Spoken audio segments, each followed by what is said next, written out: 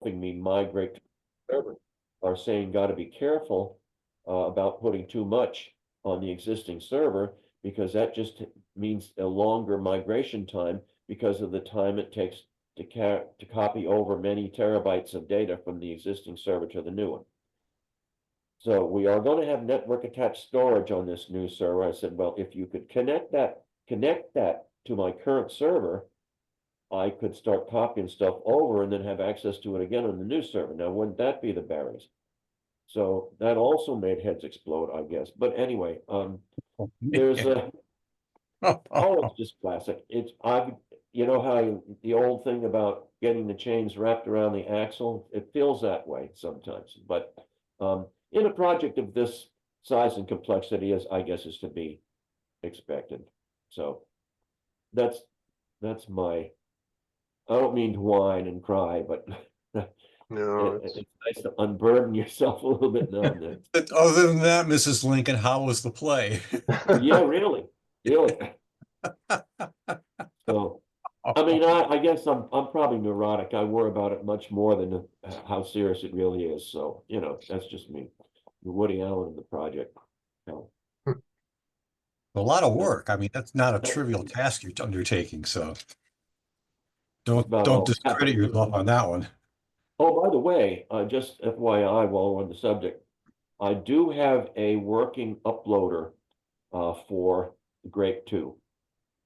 So I've got a Grape 2 running here, and I can run an upload that uploads every observation every day. Now, Excellent. having said that, the upload takes 3 hours, and that's running over Starlink. Looking at the speed of it, it runs at about 8 megabits upload. That's the speed of the upload on, and of course with Starlink, it goes up and down depending upon satellite loss and network load. But so for people who have a Grape 2 and at least 8 megabits of upload bandwidth, it is possible to support daily uploads of the Grape 2. That is the raw data, the full 4 gigabyte data package. So So that's what I call the wideband audio recording. Is that? It's the actual raw A to D data for it's the the three raw data. radios. Yeah. Yeah. And we The- use software to convert that into digital RF. So now you have a nice DRF package, and we also have an automatic plotter package. So it'll work just like the Grape 1 DRF. It's just that the data package is larger. We also have an instance of the implementation of the FL Digi package running that creates the once per second Doppler shift data for the three radios. So you were Yeah, doing yeah. all of that. So You there's a can lot going upload on. that as well as magnetometer data. Now the data from the FL Digi CSV files and magnetometer, just those upload in a split, in the blink of an eye in comparison Yeah, to the other. it's only like 4 megabytes or something like that. Something Yeah. compared to 4 gig, yeah, it's nothing. that's what So we're anyway, uploading right now to the WWV server is just Correct. the FL it's Digi just data. that. Yes. Right. And So when you do so that and you go to this great volume, are you anticipating you want to do this every day? Is this something you're yeah, going to do every day? yeah, it And would is this going to eliminate be all the handling of physical disks. so? Part of the problem is going to be the pipeline that people have. If I suddenly Right. start doing 4 gigabytes a day through my pipeline, my price is going to go up dramatically. Well, yeah, And so, everybody has their own circumstance. Yeah, so are we going to have the option of sending the drive in then after a year, or do sure. you have to have the data, or will we prioritize events maybe that will then download just those events to kind of, take it easy on the data that we're moving? I'm sure that could be done. Yeah, I mean, there's a lot of options like that. I mean, we recognize that everybody has their own situation. I mean, Right. I haven't done this. I haven't started this running on a daily basis. I've just demonstrated myself that it will work. I don't know if I'll get a note. If I start running it daily, I start getting a note from Starlink saying your price is now going to be $200 a month instead of 120. I don't know. So Well, I guarantee that will happen to me where my grapes are, because it already did a little bit. We suddenly started downloading some whispered daemon files through the network, and we're getting a free ride on that service from a friend of mine, and all of a sudden his bill went up $20 a month. And so, we can see that if we did 4 gigabytes a day, that would just be, ugh. yeah. You'd be swimming in bits. But I mean, if there was a way to still collect that data another way, maybe do a dump like you guys did to, to have dates that you dump to a drive that we could send in just to, Well, we're set up now to do to drive once a year. I mean, that's sort of a fallback. well, that's swapping the whole drive. I'm just thinking if Right. you have an event happens and you've got major interest that you need to get the more detailed data immediately, maybe there's a way that we Yeah. could put together Yeah. so people could submit just that data to the repository. Yeah, we've And- got all those 128 gig thumb drives that could go right, back something out like, and then be swapped, possibly, or it and could be something that people have on hand as, when an event of interest comes up, then they can copy the files and get it to people, or maybe just upload those files. I don't know. Yeah, because I think the 128 gig thumb drive will hold just under, or we put 10 days of data on it. It was 100 gig. Yeah, So 12 so days a of little data. over a week. Yeah. Yeah, 12 Yeah. days. yeah, like something. Well, I mean, one thing you can also do, it depends on how you're planning on using the data, because it's certainly possible anybody can upload the FL Digi files. I mean, that could be set up 2 weeks from now. I mean, you could, and then, so I guess it depends on if you need the full bandwidth for the analysis that you're wanting to do. Yeah, that's still a question that's not been resolved. Yeah, that's a question that's kind of in Christina's court, and she and I spoke for an hour or two last week about that. And there's a lot of open questions on, I mean, my suggestion to her was we need to bulk up our science community and have a workshop in which the scientist team, which may include some additional scientists beyond who's involved now, on, okay, it's a chicken and egg thing. I mean, here is what we can do. What do we need to do? What can we do with the data once we have it? What are the open science questions we think we could address using this data? So that is above my pay grade. That's something that Christina is going to have to organize. And I think the machinery there is there to do it. It's a question of getting it on people's calendar. Maybe we need to have a breakout session at AGU or something to get the right people in the room, and then spend a half a day hashing it out. I don't know how you make such decisions, but something like that is what is needed, I think. Yeah, problem is you're shooting at a moving target, because as the research evolves, they're looking for different things, and all of a sudden they may need the full bandwidth, or maybe they only need this 10 hertz section. And that's part of the problem, is you really don't know. And in 3 weeks, they may come up with something that requires it, and in which case you have to do it, but who knows?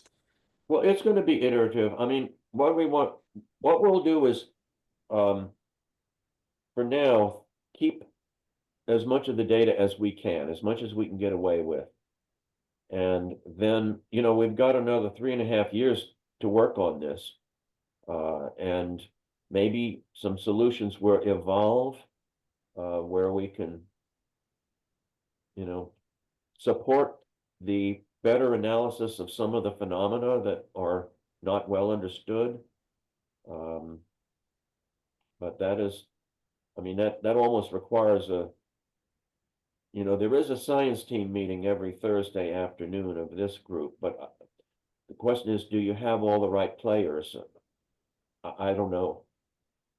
So, Probably not. I mean, the Thursday afternoon thing is as much to explore science and bring in the amateur radio communities as it is to do pure science. So I think you're right about Christine needing to organize something online, in person, whatever. That makes a lot of sense. anyway, that's all I had. Well, that's a lot, Bill. That's all. Gee, That's all. you're gonna need some duct tape around your head to keep it from exploding. Hey, Bill, on a positive note, I can get to all my nodes now and I can get to all the tokens. So I should be able to go out and make the grape 1 change from the instructions you sent me. We just had Okay. 2 days of torrential rain and I have to drive down miles of county roads. So I'm going to wait till things dry out a little bit before I venture to the site. And that'll You have your be pontoon boat? not that much rain, but we got more rain than in the last 2 days than we've had since the beginning of the year. So that was really nice. Well, we And had we're in a that here drought. too. Yeah, we Yeah. had that here too, followed by night before last, a tremendous windstorm. And then all these trees, many of which had been weakened by the tornadoes that went through here, and then sitting in waterlogged, and then so my power went out umpteen times because as soon as the power company would get one tree cut and the lines fixed, another one would come down. So my power went on and off like at least 10 times yesterday. Oh, So I just took all my equipment, took the grape, took everything down and just leave it down. I brought it back up today. So it's power's holding still today. And, I have a UPS, but if you have all these loads on it, I get maybe 30 minutes of UPS before the battery's exhausted. And it's a nice expensive UPS, but it's designed to give you enough time to do a controlled shutdown. It's not Yep. designed to run your whole system for hours. So, yeah. Back to net. I can get about 2 hours of time out of the UPS I have for all the grapes and the Whisper Damon receivers. I've got 4 radios running on it, and all the Leo Bodners and all the wall warts that come along with having a grape. So 2 hours is pretty good. And the site that I'm at it's a different power company than in the city, and it definitely gets interrupted much more. So I think a UPS is really, really important for the grape stuff. But yeah, it makes sense. You just got enough time to shut down. So, yeah, weather's getting interesting. Well, what it's on my UPS is I got the Starlink system so that I have internet connectivity, and it's a pretty power hungry little device. And if I have my big computer on it as well, I get 12 or 15 minutes of time. And you can actually set up the system to automatically shut down. Until now, I didn't think that was necessary, but maybe I need to set that up. Yeah. All right, if I could, I'd just like to take a minute to summarize because I did stop the recording while we were talking about the security issues and stuff. But it sounds like, I mean, Bill and others, you've all made a lot of progress in figuring out how to get the legacy grape data, the grape 2 data, both the what I call narrow band and wide band, I call it, up to the University of Alabama servers. However, until we get the new server in place, it sounds like we probably don't really want to keep loading up stuff on the old server because it's just more things to transfer. Does that make sense?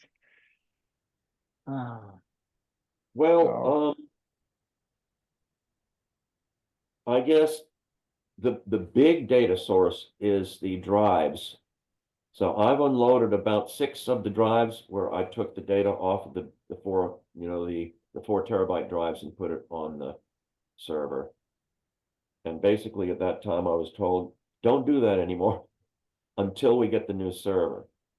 Or at least until, if I could get the network attached storage attached to the current server, I could continue.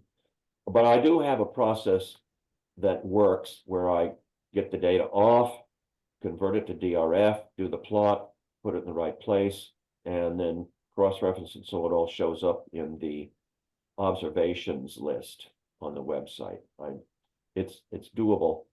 And I'm trying to get them to include enough capacity on the new server that it should go maybe a little faster. But it's, it takes a couple of days for each drive. Ironically, the longest and slowest part of it is running the plots. Anyway, so that's a hiatus on that, but once we get the new server, we should be able to, the objective is I need to get them unloaded, converted over before the next batch of drives comes in, which is next March, I guess. So it should be possible to get all that done before March. Okay, then the good news is the Grape One, legacy Grape One stuff can continue. Obviously, Dave just said he's going to be trying out the instructions in a couple of days. Joe here, W7LUX, said he's willing to test out the instructions if we need to make some modifications or something to them.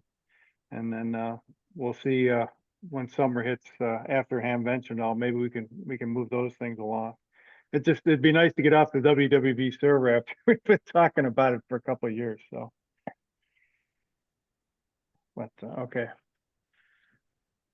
All right, anything else, any other grape or PSWS topics anyone wants to bring up?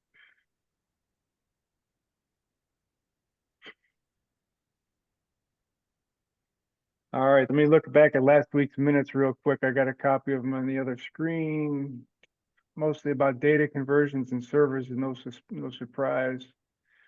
I don't think there's any firm news on the RX 888 sourcing. I know things have showed up on Amazon. You all might have seen that on the HamSCI discussion. The prices were good. Sometimes that stuff is too good to be true. So until the boxes show up on somebody's doorstep, I'm not gonna trust Amazon. So see what happens there. One thing that I am working on, Paul Elliott has put together more, or assembled more of the WhisperSound 8 units. And when Nathaniel heard that, he says, we've got the grant money to buy those and deploy them. So let's start working on doing that. So what I'm trying to do is kind of put together an accounting of who's got a WhisperSound 6 or 8. Dave DAS already gave me his info. Paul Elliott's given me his. And I understand that Gwen Griffiths has a pretty good accounting. So I'm trying to figure out where they're all at today. And whether or not the grants bought them or the individuals bought them or somebody donated them, whatever. And then we can start thinking about new sites and deploying another 7 or 8 WhisperSounds, because those can be creating data as we go along. Okay, so if anybody has a WhisperSound and I haven't been in contact with you, let me know. I'd like to get some info off you, but I'm not sure there's anybody in this call that's got one other than Dave. So is there anything else? Otherwise, we'll end it early. Excuse me, Gary, for HamVention, are we gonna do like in the past, there's gonna be, for those who are staffing the HamSCI booth, an exhibitor badge? Do we gotta pick up from a table or something, or? Yeah, that's all in the works, and that's one of those things I'm gonna work on the next day or two. Some emails will be going out before the weekend on that. Okay, I will be there. So good. Okay. All right. Anything else? So we'll call it a wrap. Good. That's good. All right. I'll stop the recording and Yeah, I was gonna mention one thing. I'm sorry, I'm running a little slow here. Did everybody see the announcement from NIST about the new F4 clock? No. All right, well, let me post. Here we go. Take a look at this article. It's very, very good. And it's in the chat right now. But NIST just last week announced that they've created the F4, which is their newest clock. It is 100,000 times, or it's got 10 to the 5 magnitude increase on the cesium clocks, which is pretty darn amazing. Wow. As far as stability goes, there's a great The video in this universe to a story. microsecond or something. Yeah, it's crazy. But there's a great video in this story with Vlad. Some of us that went on the tour back 2 years ago got to go on a tour with Vlad showing us the F3 when they had that going. And this is way beyond the F3, which is very cool. But it's a great article. They've got stuff on how does the clock work. As far as videos go, I think it's one of the best presentations I've seen on explaining the whole workings of this clock. It's still a cesium clock, but and then there's some good stories that branch off into the optical combs that they're creating now too, which are really kind of interesting. So there's some really good, a really good link if you guys want some good read to do. And I'm going to reach out to Jeff Sherman. We've had him with our club before, and I'll see if we can't get these guys to maybe have a WWV amateur radio club presentation sometime. That'd be great. Or even to this group, it would be really kind of interesting. I think it would be really kind of wonderful to see that. So it's very kind of neat. It's a very neat thing. Cool. And Jim Farmer, I'm finally getting the videos up online, so I'll send you an email here in a little bit. Okay. I wondered what had happened to that. I was going to email Yeah, you. no, it's been in the works, but house projects have had priority. at home. Understood. Understood. The honey-do list has been long. It's getting smaller, thank goodness. I know the feeling. Yeah. All right. Thanks, everybody. Thank you. All right. Enjoy Yeah, the we'll read. talk- It's really good. Good, thanks, Dave. I Thanks. may put that in the minutes. I just saved my chat, so. All right, Yeah, if that's it's it, very- everyone have a great week, and I'm sure we won't have a call next Thursday because a lot of us will be traveling into the Hamvention. So if that's the case, we'll probably see, if we don't see you on Zoom this afternoon at 4, we'll probably see you a week from, or 2 weeks from today. Safe travels. Yep. All right, Take care, 73 all. everybody. 7-3. Thank you. Have threes. 7-3. Three. Bye.